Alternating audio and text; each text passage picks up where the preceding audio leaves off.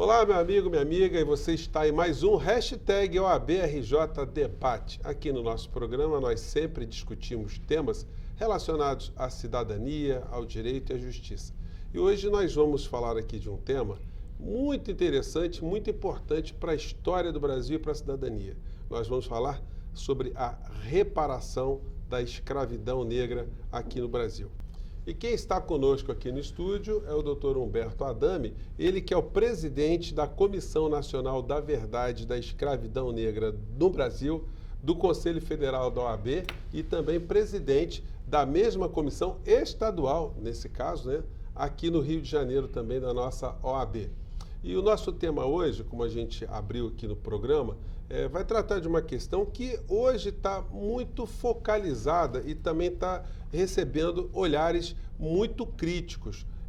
A impressão que a gente tem às vezes que a história do Brasil com relação à escravidão está pretendendo ser reescrita por algumas pessoas. Como é que o senhor vê isso, doutor Humberto? Eu vejo que a reparação da escravidão negra é o tema mais importante do Brasil. O Brasil jamais será uma nação de primeiro mundo enquanto não resolver esse fosso racial que está encoberto e há vários silêncios, e especialmente a história do Brasil que foi apagada. Todos os personagens, lendas, prédios, histórias que fizeram parte da construção do Brasil em relação a pessoas escravizadas, pessoas negras, pretos e pardos, ou afrodescendentes, como muitos preferem, eles acabaram esquecidos na história do Brasil. E eu estou na terceira gestão dessa Comissão Nacional da Verdade da Escravidão Negra do Conselho Federal da OAB, na segunda, na Comissão Estadual da Verdade daqui, da escravidão negra daqui da OAB do Rio de Janeiro, onde eu também sou conselheiro, e agora, para alegria, você vê como é importante, como vai aumentando, o Instituto dos Advogados Brasileiros, pela presidente Rita Cortez, no ano passado, criou uma comissão da igualdade racial, cujo tema, ela aparece agora em abril próximo, com um parecer sobre aspectos jurídicos da reparação da escravidão.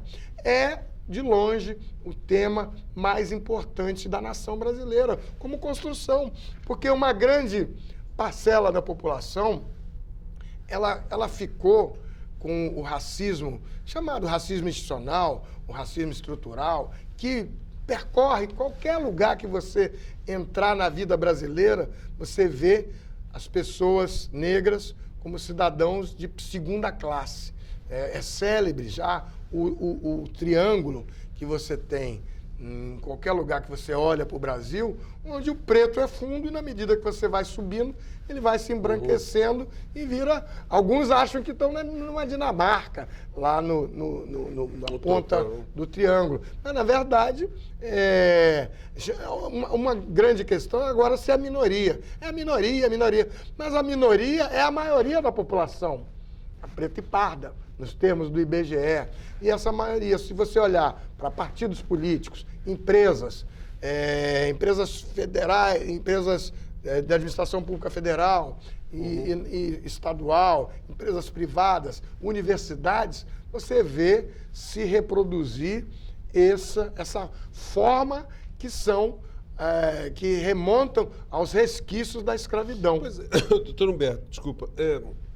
A gente vê o governo federal, o presidente da República, dizer que justamente esses movimentos de afirmação, né, que existem no Brasil, eles acabam provocando divisões. Qual é a tua visão sobre isso? Isso é um problema pessoal do presidente da República. Ele foi eleito para governar o Brasil. O governo foi eleito para governar todos os brasileiros, e não apenas alguns. E ele tem sucessivamente, desde a campanha eleitoral, externado posições absolutamente equivocadas, na minha opinião, criminosas, como foi a colocação dele em relação aos quilombolas. A gente fez, inclusive, o movimento social, o movimento negro. Só para lembrar, né, essa declaração que o senhor está se referindo é quando ele atribuiu ao quilombola o peso em arroba. Uma condição inumana. Eles, olha, ele pesa 9 arrobas, eles são preguiçosos.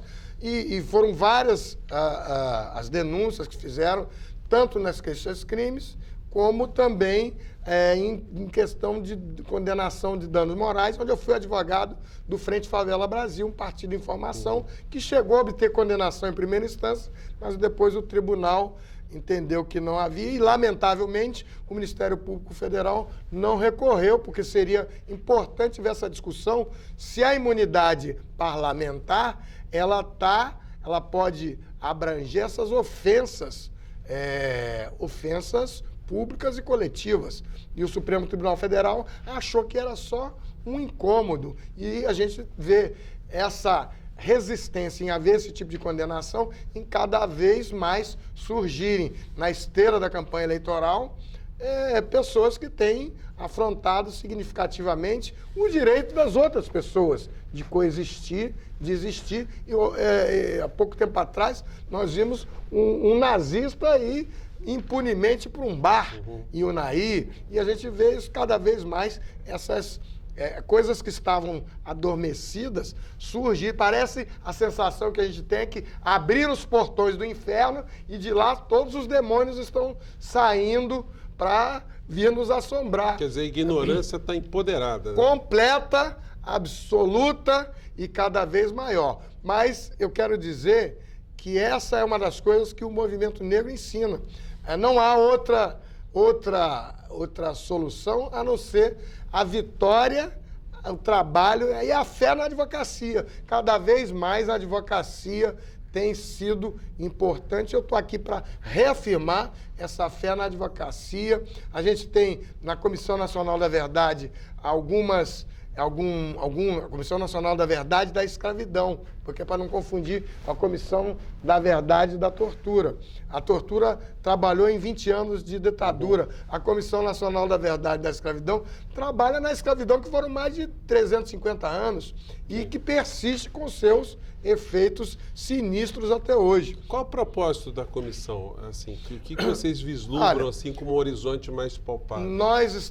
Eu tive há pouco tempo fazendo, para minha alegria, o lançamento e a posse na Comissão da Verdade,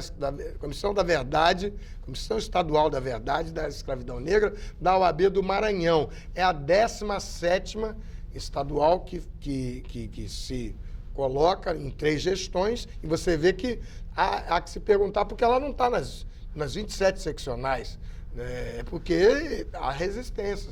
Nós estamos 17 e várias comissões municipais nas subseções trabalhando para obter essa verdade, coisas que estão escondidas, como eu me referi, em prédios, lugares, lendas, histórias de pessoas que foram absolutamente apagadas da história do Brasil. Isso é muito importante. Um dos exemplos de mais eficiência foi o que eu chamo de ressurreição do Luiz Gama. O Luiz Gama estava aí, pouco se falava, e a partir de uma placa que a Comissão Nacional da Verdade da Escravidão Negra, Conselho Federal, foi lá na gestão do ex-presidente Marcos Vinícius Furtado, e eu também estive lá, a gente pega uma placa dizendo assim: Luiz Gama, você que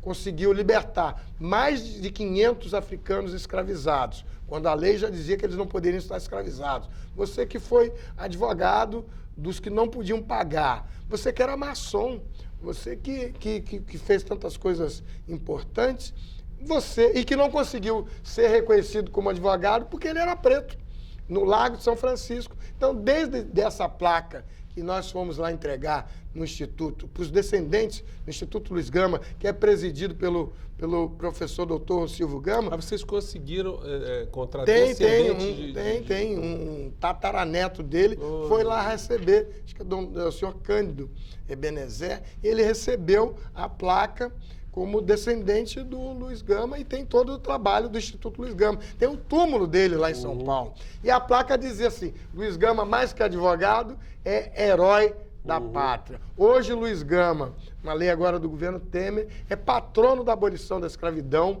virou nome de sala onde ele não conseguiu entrar, lá no Lago São Francisco, na Faculdade de Direito. A Bahia, eu tive em novembro de 2019, a seccional da OAB da Bahia fez um busto do Luiz Gama e eu fui lá fazer parte da festa de inauguração. A peça do Del Garcês, ator da Globo, que é membro da Comissão Estadual da Escravidão Negra, já está indo para o 5º ano, a 5ª temporada, bombando. Teve na Bahia, vai ficar um mês na OAB da Bahia, foi fazer na cidade de São Luís, onde Luiz Gama virou também membro da Comissão Estadual e outros. Então, Luiz Gama ele está previsto para participar do evento que acontece agora no Carnaval. Pela Cubango, Luiz Gama vai ser o motivo do desfile. Humberto, eu queria retomar aqui uma questão, porque o discurso que está muito em voga, praticado pelos representantes do governo federal, diz que quando há se mexe muito nesse passado, você acabaria por ocasionar divisões entre as pessoas do povo brasileiro. Qual é a tua visão sobre isso? Olha só, a sociedade brasileira só pode falar isso quem não tem conhecimento de história, quem não se embrenha muito nos assuntos. Se falava disso na questão dos cotistas. E aí vem o julgamento da ADPF, Ação de Descumprimento do Preceito Fundamental, 186. Os cotistas entraram, então, em todas as universidades, não aconteceu nada do que aquelas pessoas diziam que as cotas iam realizar, separação entre pretos e pardos e brancos, caos, importação do ódio racial dos Estados Unidos, nada disso aconteceu. Que já não tivesse acontecendo antes. A gente pode dizer que aconteceu exatamente o contrário, que houve aconteceu uma integração, houve uma... O que aconteceu foi que quando eu estava na universidade, o Joaquim Barbosa também era estudante lá, existiam 98 pretos e pardos, na forma do IBGE, 98 não negros e 2 pretos e pardos. Então, 98 para 2 era uma naturalização de uma exclusão absurda entre 98 não negros e 2 apenas pretos e pardos. Era uma exclusão maior do que o regime de segregação dos Estados Unidos, com Jim Crow, ou do que o apartheid na África do Sul. E aqui era o país da democracia racial. Todos acreditavam que eram amigos, iguais, e na verdade não eram iguais, porque eles não conseguiam entrar na universidade. Desde o evento da cota, esse número vem mudando. E com a participação importante do Conselho Federal da OAB, na ADPF 186, eu inclusive estive lá, sustentei na tribuna como advogado do Instituto da Advocacia Racial e Ambiental. Na primeira vez que teve audiência pública eu não pude participar porque eu era ouvidor nacional da CEPI, com o ministro Edson Santos. E na segunda, importante parecer da participação da OAB, foi a ADC 41, Ação Declaratória de Inconstitucionalidade, onde a OAB, a pedido da Comissão da Verdade, vai ao Supremo Tribunal Federal e pede para garantir a constitucionalidade da cota no emprego público. Hoje, o juiz de primeira instância, ele não pode mais declarar que a cota é inconstitucional, ele tem que arranjar uma outra coisa para fazer. Humberto, qual é a metodologia que a comissão usa? Assim, qual é a base de estudos, a base científica, para se chegar a algum elemento concreto para futuras ou eventuais ações? A metodologia que foi aprovada pelo Conselho Federal era pistas e provas da escravidão com as perguntas. Considerando que o crime de história da escravidão negra é um crime imprescritível, é um crime de lesa humanidade, você teria que apresentar essas pistas e provas e perguntar o seguinte: quando e onde foi que aconteceu? E sair buscando no Brasil inteiro essas pistas e provas aí que já estão em vários lugares aí. Todo mundo que trabalha com esses assuntos, mas aí diz, mas não tem prova disso. Então vamos começar a juntar e partir para como é que vai ser a reparação da escravidão? Acontece que as duas medidas iniciais de reparação da escravidão, primeiro, o jornalista Fernando Conceição da Bahia. São, não sei quanto, é um fundo pecuniário de reparação de tantos mil dólares. Depois, a vereadora Claudete Alves, do PT de São Paulo, seguindo o movimento reparacional. Não, agora são um movimento de reais, então não sei quantos reais para cada descendente. Isso tudo levou a uma paralisação. Sim. E no dia seguinte começou a falar em dinheiro, acabou. Então dissemos o seguinte, essa parte da reparação propriamente dita, do pecuniário, a gente vai discutir daqui a pouco. Enquanto isso, nós vamos buscar a memória que muitas vezes já está nos departamentos de história. É só você emprestar a voz da OAB para levantar e tornar isso, como o caso do Luiz Gama, como o caso da Esperança Garcia, uma mulher negra escravizada que em 1770 escreveu uma carta reclamando da tortura. A carta foi fotografada pelo Luiz Motti, historiador baiano, e ele e a professora Maria Sueli Rodrigues, liderando a Comissão da Verdade da Escravidão Negra da OAB do Piauí, submete essa carta a ordenações filipinas, que era uma espécie de código de processo. Oeiras, que é onde ela vivia, fica 3 horas e meia hoje de carro. Imagine em 1773. E aí eles concluíram que a carta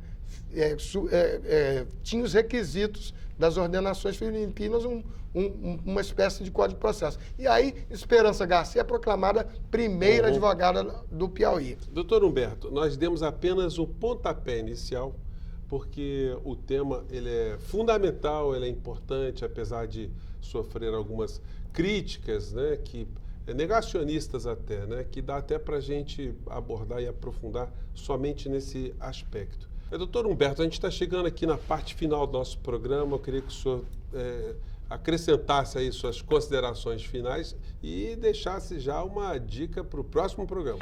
Bom, considerações finais é informar que 16 subseções da OAB vão levar para a Conferência Nacional do Advogado, em novembro de 2020, a figura de Manuel Congo, escravizado que liderou uma revolta, é feriado na OAB de Mendes, tem um memorial na OAB de Vassouras e foi enforcado em Miguel Pereira. Então elas vão se juntar e vão levar. É o segundo herói negro do estado do Rio de Janeiro. E Zumbi é o primeiro. Então nós vamos levar esse caso do Manuel Congo para a conferência e a desembargadora Ivone Caetano vai levar a Mariana Crioula.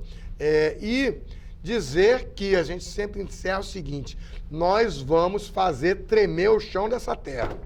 Gente, olha, eu agradeço aqui mais uma vez, doutor Humberto Adame, e você que está acompanhando nosso programa pelo YouTube, não deixe de dar o seu joia, de se inscrever no nosso canal. E se você quiser mandar suas críticas e sugestões, os espaços estão totalmente abertos. Mais uma vez, quero agradecer ao doutor Humberto Adame, ele que é o presidente da Comissão Nacional da Verdade da Escravidão Negra, do Conselho Federal da OAB e também presidente da Comissão da Verdade Estadual da Escravidão Negra aqui da OAB do Rio de Janeiro. A gente fica por aqui, um grande abraço e até o nosso próximo programa. Tchau.